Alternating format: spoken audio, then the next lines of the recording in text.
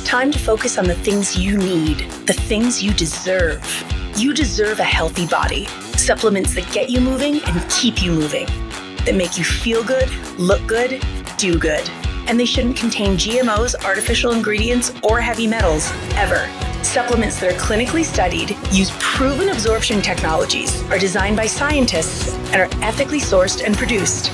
Supplements with everything you need, nothing you don't. You deserve a company that you can trust, that's dedicated to safe manufacturing practices and third-party testing, that ensures the highest quality of effectiveness from extraction of ingredients all the way to the composition of the packaging. Wait a second. You deserve to see the process.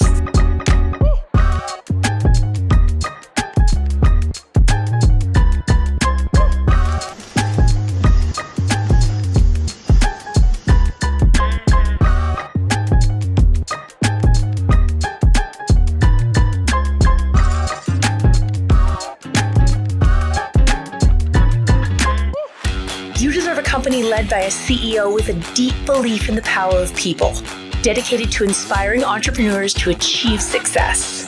A company with a phytonutrient chemist and expert on natural molecules who is obsessed with human health and has your best interest in mind to design its products. A board comprised of talented doctors from around the world. You deserve to be surrounded by people you trust and look up to. Empowered ambassadors that inspire wellness every day. Leaders who are rooting for you to be the best version of yourself. A community that works hard and plays hard. You deserve to experience adventures that take you around the world. And you deserve to be recognized for your hard work. It's time to get what you deserve. It's time to shift your focus. 3.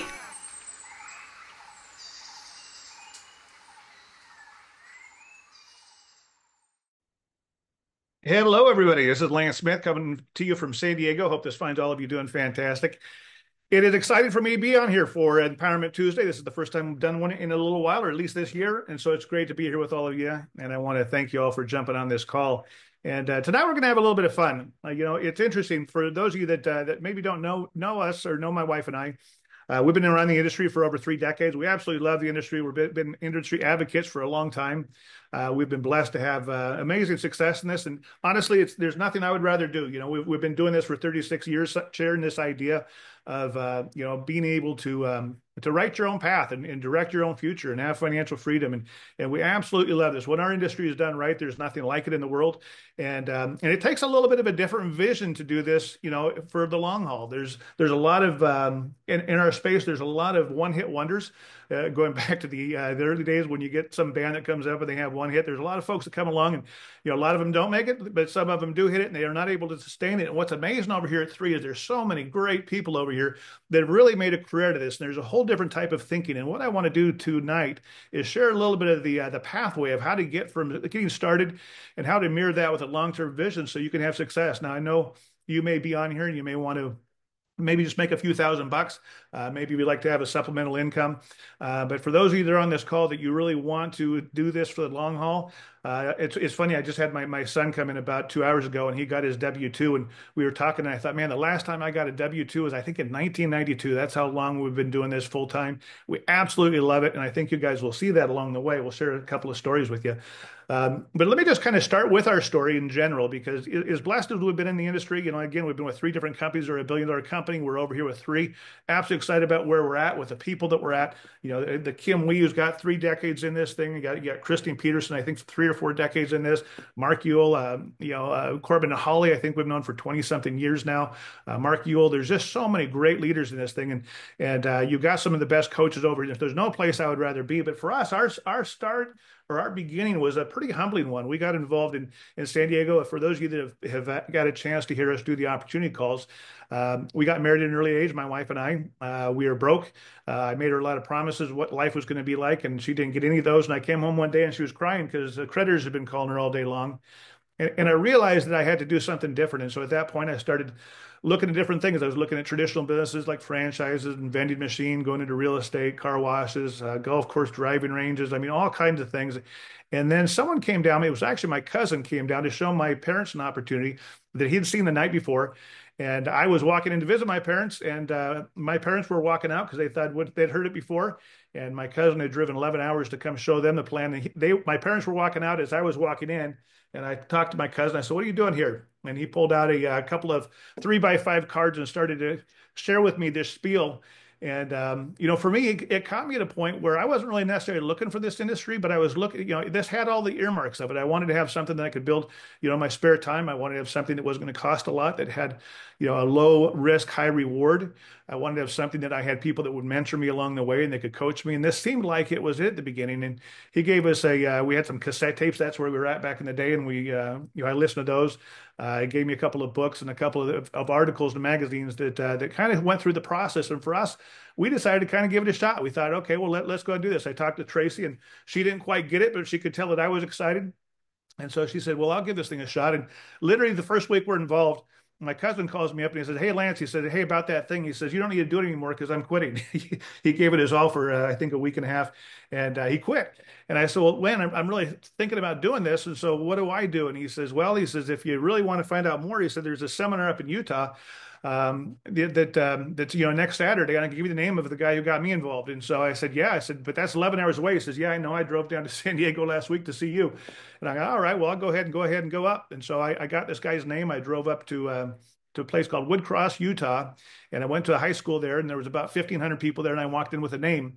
And I walked around with this name and said, "Is this you? Is this you? Do you know this person? Can you point to this person?" And I liked what I heard. It made sense to me. And I found the person that was my cousin's sponsor. And I said, "Hey, look, we're excited about this. We're going to do something. Will you come down and help us?" They came down about 3 weeks later. They took a look at us and our lack of group, and they went home and they quit. And the ironic thing was they gave me the name of their next sponsor, and so I went back to the next seminar the next month and with another name and walked around and says, "Hey, are you my upline? Are you my support team? Will you sponsor me? Whatever." And I found the next one, and this is I've told this for years, but it is the truth. We actually had 7 people above us all quit within the first 3 or 4 months. 4 of them came down, looked at us, and went home and quit within about a week. And so to say it kind of hurt our self-esteem. I know we were young, and I know we were kind of green, but we were excited about it, and they all backed out. And we have a term that we've used for years called substantial penalty for early withdrawal, because the check match would have been pretty good for all those years. But what we realized really quick is that it was going to be up to us. We had a basic system that we could follow, just kind of like we have here at 3. Obviously, we've got more technology involved today. We couldn't do these Zoom calls back in the day, but we said, you know what, let's just go ahead and give this thing a shot. And so for the first year, we went out there and started to talk to people. I was doing a lot of things wrong. I was pretty selfish in my approach. I was looking at how I could get people in so I could get my dreams and goals. And after a year, we'd put about 50 or 60 people in. We had a pretty good group that was growing, and they were fairly excited, but they weren't really plugging into the system. They were just leaning on us, and we were just doing meetings like crazy. And I think it was our 9th or our 10th month that we got a phone call from our top leader who said, "Hey, I've been thinking about the business. I got a promotion. I'm moving to LA, and I quit. And I called my whole entire team, and they quit too." And I mean, literally like that, we went from like 80 or 90 people to 3 people, just like that. And I remember looking at Tracy. I was obviously very frustrated. I mean, literally until probably the 3rd or 4th year, the fastest momentum I ever had in reverse was in reverse. But I looked at Tracy and I thought to myself, man, I quit. I don't know if we can go on. And that's the only time I've said that in 36 years. And then I remember looking at her and I thinking, and this is what I said to her. I said, "Now what? Now what do we do?" And she said, "Well, look, there's a bigger event that's happening in Utah. They're having a convention, so why don't you go up? We go up to that, and maybe if we stick around late, we can meet one of the big leaders that are there." And so that's what we did. We went ahead and went to a convention, and we sat there by ourselves. The only one we had in our business was my mom and dad. My mom and dad got involved because they felt sorry for us, but I'd take them any way I could get them back then, and so that was kind of cool. They didn't go to that event, but I went to that event, and I got a chance to. I stayed out to the very end of the meeting. I actually went. I heard there were people going to the restaurant afterwards. I went to the restaurant, the meeting after the meeting, and at 1 o'clock in the morning, I got a chance to sit down and talk to one of my that ended up being my mentor for quite a few years in our first platform, and he gave me a talk that was and I asked him because for me the question was um, a lot of people were saying it was a 2 to 5 year plan, and I was looking at that time. I was in my early 20s or mid 20s, and I thought, this needs to be a lifelong plan. If it's something that I really want to spend time doing, I don't want to do it 2 to 5 years and retire at 30. And so the other part was, could I make it? And the ironic thing, when a lot of people look and say, "What are the odds that that I could make it?" I thought, well, maybe if 1 in 15 or 120 make it, I got to do more than the other 20. And the ironic thing is, in our industry, you get 20 people in, and 19 of them, it's not really hard to do a lot more than the other 19 because a lot of folks get involved in this and they really don't run the race. They really don't put in the work. I mean, it's I've used an example for years that two people over Christmas buy an exercise bike, and one person loses weight and the other one doesn't. What's wrong with the bike? Well, it's not the bike's fault. I can tell you that. And a lot of folks started off with New Year's resolutions, and those New Year resolutions are already given up on. And so I knew the industry could work. I was seeing people that were successful in it, but I was thinking to myself, what are the odds that we can make it?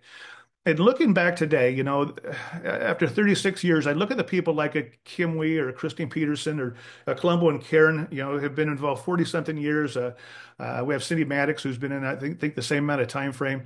What is it that gets these people that keeps them able to stay? And there's a couple things that they all have in common.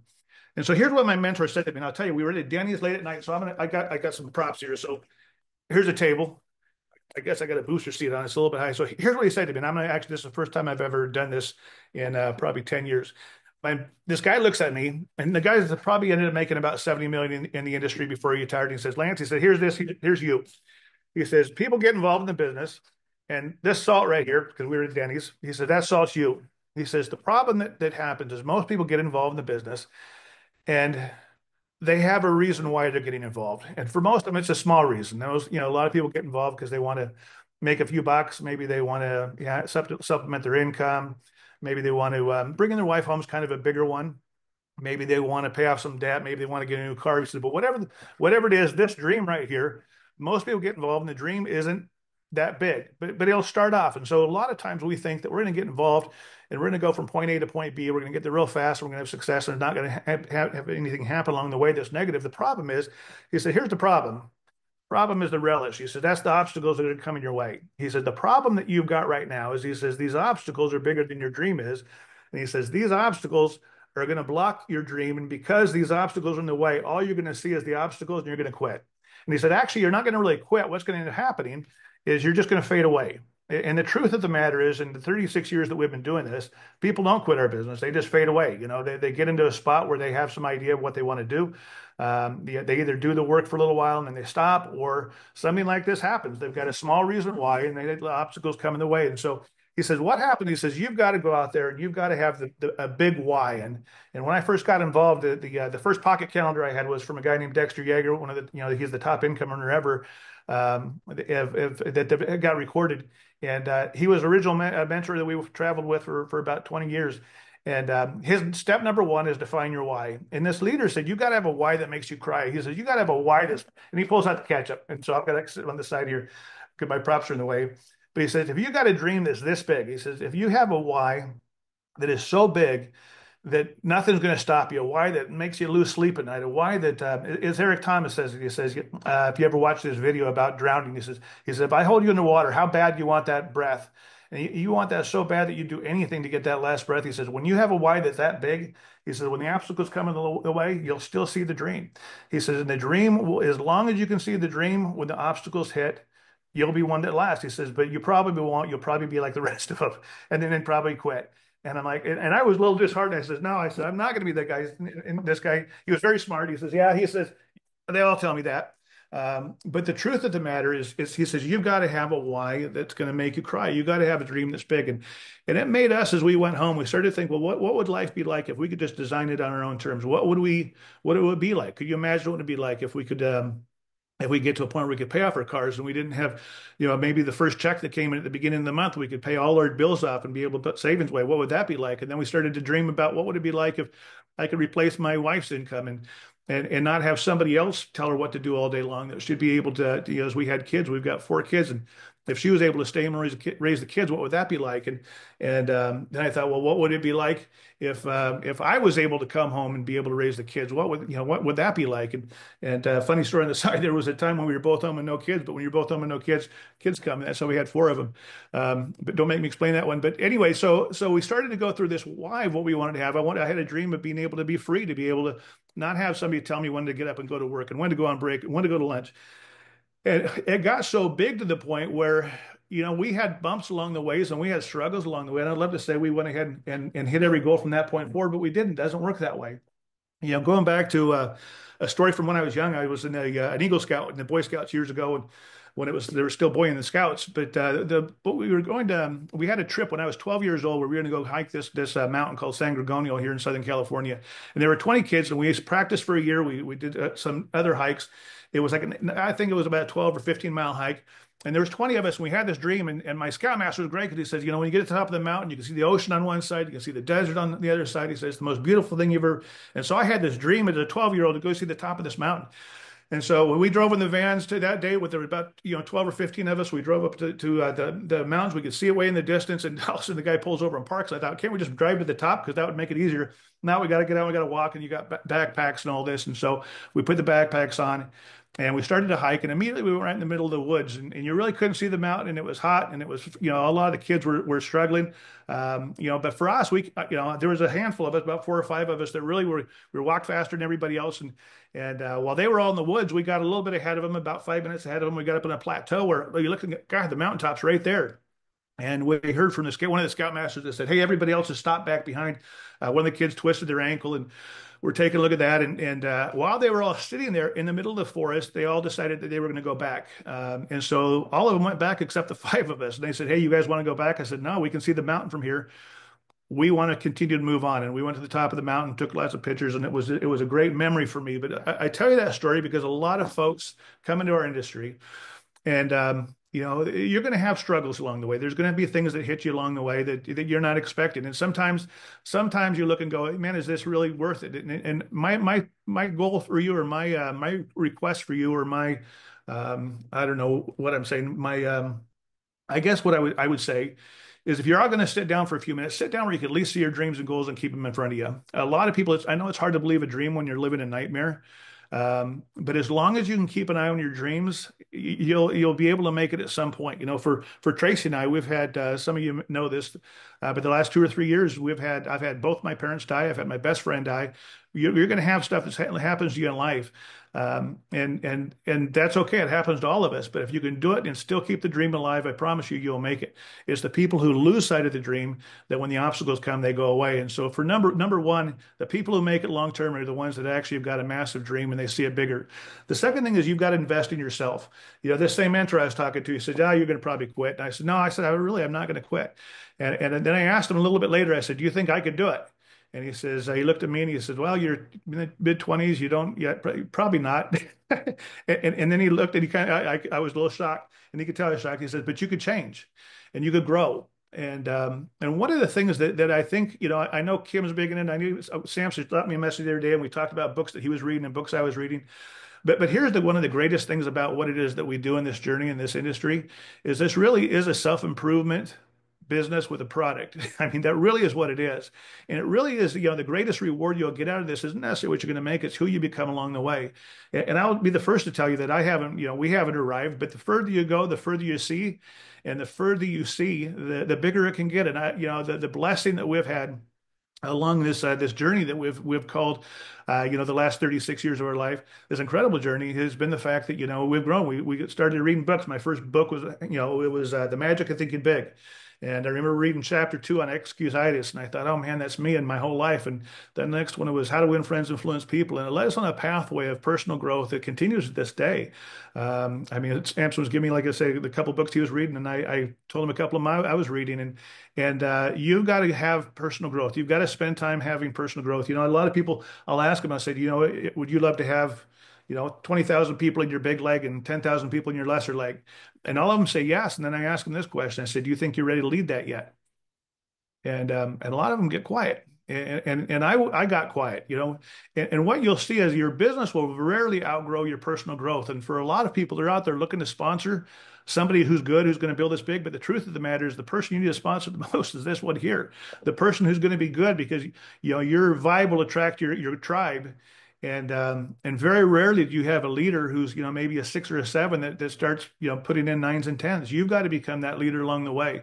And so I'm going to challenge you. If there are times I was growing outside where my group was growing, there was times I was growing inside. And a lot of times those weren't at the same time. There was times in my business where I wasn't growing on the outside and you couldn't see a lot of results, but I was reading and I was listening. And I know it changed a lot today. I still love books. That's the platform I use. I know there's podcasts. I know there's a lot of great things that are out there. You can get with your support team and see what they recommend. But I promise you this, that your growth in this business and your longevity in this business will be directly in proportion to the amount of reading and listening and your personal growth along the way. Very rarely does your business outgrow the leader, because if it outgrows the leader, ultimately it's going to come back, because there's an equilibrium out there that really, if you have to have a certain amount of leaders to sustain the growth. And it was great to be out in Vegas with Daniel and a lot of the three stars and above. And I know there were a few guests that were at that one that snuck in. That was great. But it's great being around leaders, because, to be able to talk and he'll see the vision, and that leadership group, we're looking at expanding that. At this point in my career, it's not necessarily making another $1,000,000 or whatever. It's pass that along to the next person and being able to see other people do the same. And so make sure that you're doing personal growth. And if you find yourself stuck, if your group's not growing, there was a story I've used for years about a guy who was a football player, and he was working for a company in a sales position, and the sales manager came in and he was complaining to everybody, and he said, hey, the sales are down at this company, and we're not growing the way that we want, and I'm in charge of all 300 of you, and none of you are performing the way you want. And he looked at the football player and he said, why don't you tell the everybody here what happens, if you guys aren't performing? And the football player looked at me and says, well, if the whole team's not performing, we fired the coach. And that one right there is kind of a biggie for you. If you want to be a big leader, look in the mirror, and that's really where it starts, because the biggest battle is not going to be out there. The biggest battle is always going to be in here. It's going to be the 6 inches between your ears. And when you get that part right, the rest of it's going to come and play. And that's why you can find somebody like a Kim or a Christy Peterson or a George and Adrian have had success in other companies, and they're able to take that success and build, start again and have the same type of success, because it's all the mindset of what you have in place. And so number 1 is find the reason why. Number 2 is commit to a lifelong personal growth. Number 3 is, and this is an important one, is put your goals in concrete, but have your plans in sand. And this is really was the title of my talk, is that there's short-term goals and there's long-term goals. And the short-term goals are really important. I mean, we have promos, we have stuff all the time. And I know people are always shooting for goals right now. We have the Core 3 and the Core 3 Builder promo that goes, I think, until May 4th. And I know a lot of you are running for that really hard. And I hope you guys see a bigger picture. I hope you're not focusing on the $100 or the $300 if you're a Core 3 Builder.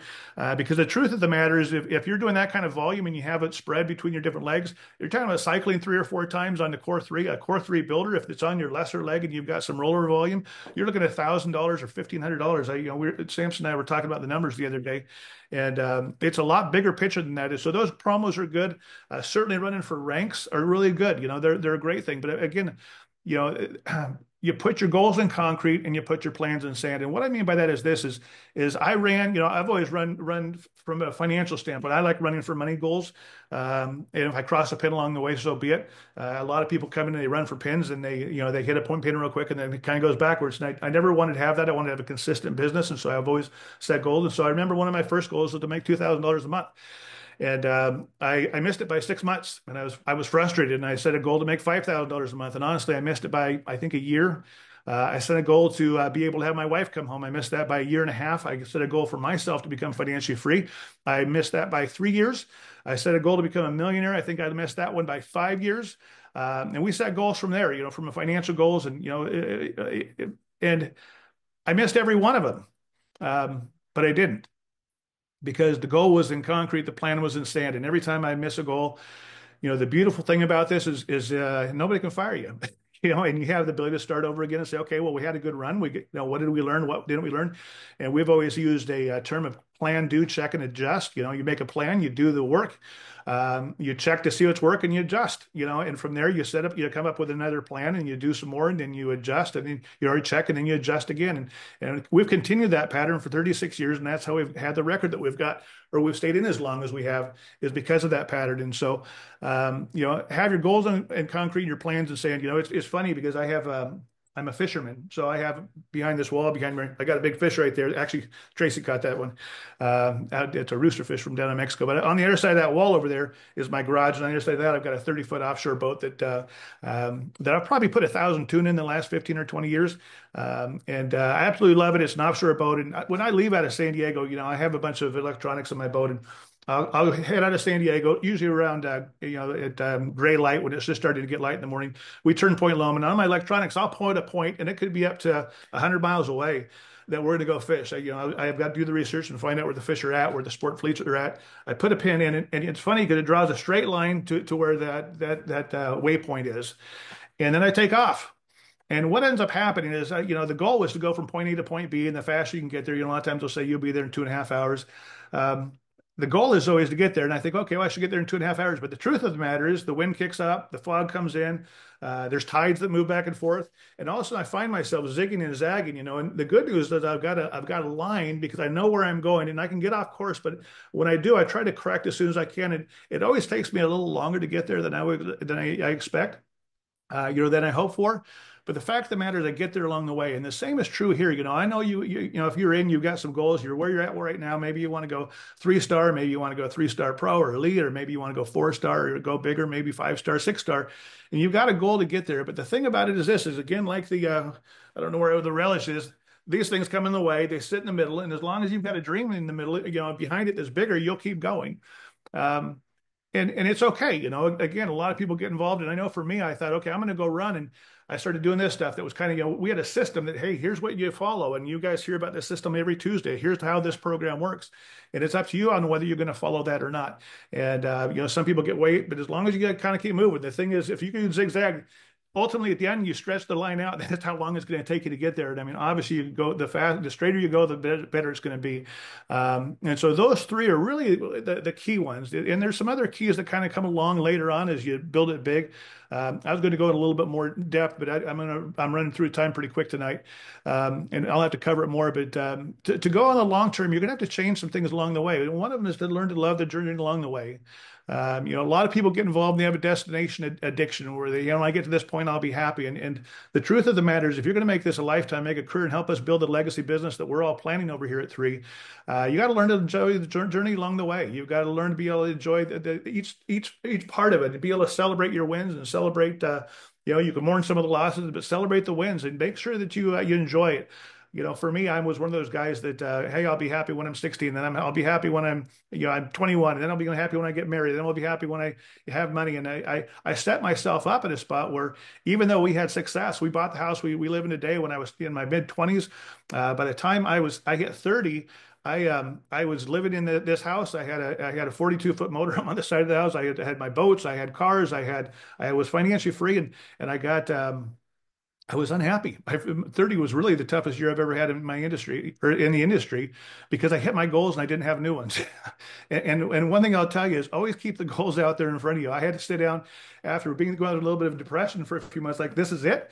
And really find out what it is we wanted to do, what we wanted to do in the long run. And we took that time and decided, you know what, we want to help a lot of our friends be free. And over the next bunch of years, we've been blessed to help over 50 people become multimillionaires in this space. And a lot of them we're very dear friends with today. And some of us we're still working with hand in hand. And we love that part of it. But the things will change a little bit along the way. But as I kind of cruising through the timer here, I want to assure all of you this, that it's not an accident you are here. In the 36 years that I've built this, I mean, if you were to look at the industry as a whole, or you look at where we're at as a whole, right now at this point in time, we've come out of, I think, one of the toughest 3 or 4 years of 5 years of my lifetime. The world kind of got put in a funk. And if you were to pick an industry to be in right now, what would it be? I think the working 40 years for somebody else, that's kind of a dead deal. I mean, when I was in school, they told me, get a good job, get a good education, go work for a good company. You take care of them, they take care of you, and you live happily ever after. And those days are gone. And right now, if I were to pick any industry that's out there to be in right now, I would absolutely pick this industry. This industry, as I said, one done right or one done correctly, is the best industry I've ever seen to be able to lift people up. Yes, there is no free lunch, and you've got to put in the work, and you've got to pay your dues, and you've got to stay consistent. But compared to anything else out there, I've never seen anything like this. And so this is the best industry to be in. And if you're going to be in this industry, there's some companies in this industry that give it a bad name. And again, I'm a real big in calling winners and losers. When you see somebody who's being fouled, I'm the first one to say, hey, wait a second, let's do this so it doesn't hurt the industry. But unfortunately, you're going to have that with any industry, whether you're an attorney, whether you're a business. I mean, whatever it is you do, there are certain people that don't treat it right. For us, if you want to build it long term, you've got to love people and use things, not use people and love things, is the way that I look at it. And you got to be around the right people that feel the same way. And really, that's how Three was formed. What you'd want to do in an ideal space is you'd want to find a company that would have that would be a newer company that's got a vision of building a billion-dollar brand. It doesn't have to be a brand new. My first platform I got involved with was it was around, I think, 8 years before I was born. I got involved 26 years later, and I was still we made millions of dollars with that company. And so it doesn't have to be new, but it has to be done right. And what I love about the space we're at right now at Three is first of all, you got to have a leader that has the vision. And anyone who is in Vegas, anybody who's been on the calls and been around Daniel knows without a shadow of a doubt, he's the guy who's got a vision to take Three to the biggest, to the top echelons of the entire industry. I have no doubt in my mind that this is a billion-dollar company. I believe it was a billion-dollar company from the inception because there's so many people. If you take the top 20 or 30 leaders that are over here, I think, and Kim obviously being the biggest, and Samson being a big part of that, and others that they've been around like us for a long time. I think $20 billion in total sales the last 20 years. Just by default, with the leadership that's here, we've done this before. We've stepped up to it, and to have Daniel be in his mid-40s and have the energy that he has, the work ethic he's got, the fact he brought Tyson on board. I've known Tyson for 20 years. One of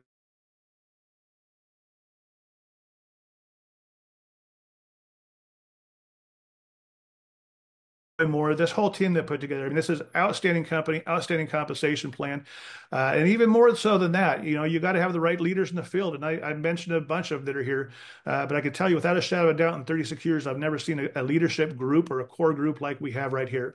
They're ethical. There's no my last platform, people would go across stage and people say, I wonder what deal they got and I wonder what happened here. And it was just kind of a toxic environment. And I tell you what, we're so grateful, for us, you heard my story, but in 2022, we had a heart attack, or I had a heart attack, and thankfully I was in the hospital when I had it. I recommend that if you have one, to be in the hospital when it happens.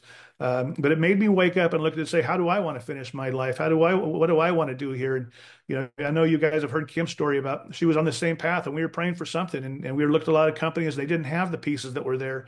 And when we sat down and talked with Kim and Samson and got together with Daniel, and this idea was started, and then Corbin and Holly and the buying, and just all the pieces came together. You couldn't pick a better spot than where we're at right now. And I'll tell you, there's not a day that we don't wake up and thank God that that we're in the space that we are with the people that we're involved with, and we absolutely know that we're going to knock it out of the park. And I know some of you on this call, maybe a year from now, maybe the obstacles will get too big and maybe you'll go away. But I know there's some of you on this call that none of us have ever heard of before. Maybe even the person above you, that's a couple above you doesn't even know who you are.